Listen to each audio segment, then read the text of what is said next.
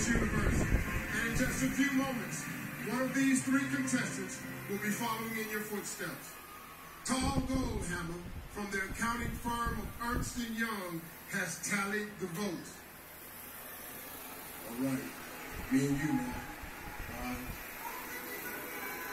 Ay, bisigaw ko ba ito yun?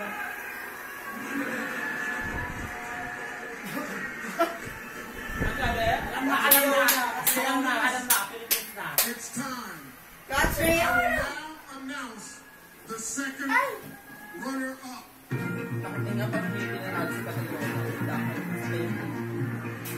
The second South Africa. from Miss Universe is South Africa. Venezuela. Winner na! Sorry. Winner na. Ay, unang kakad. Taas din kamay yung kat. Sa pagkakas na nilalaban, no? Kanina pa Venezuela. Only two women remain. South Africa and Philippines. Ay, hindi magbaback-to-back. Please come center stage.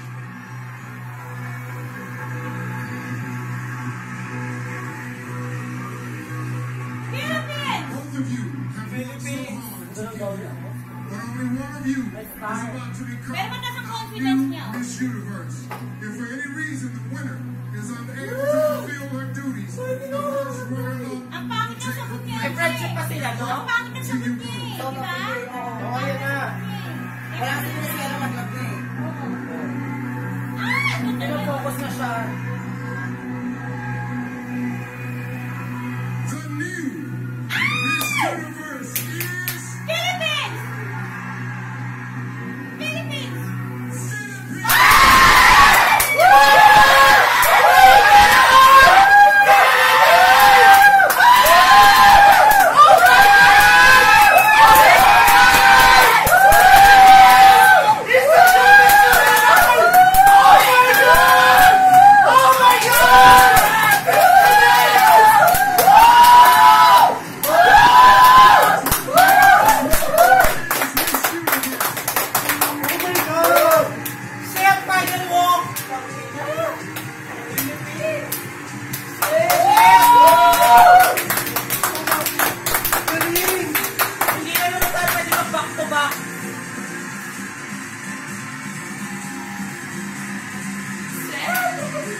Pinagwak tayo sa Miss World International Earth. Nakakaano niya ang pera sa akin ng universe!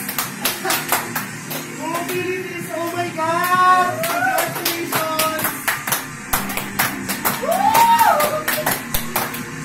Manalo! Libre ang tubig!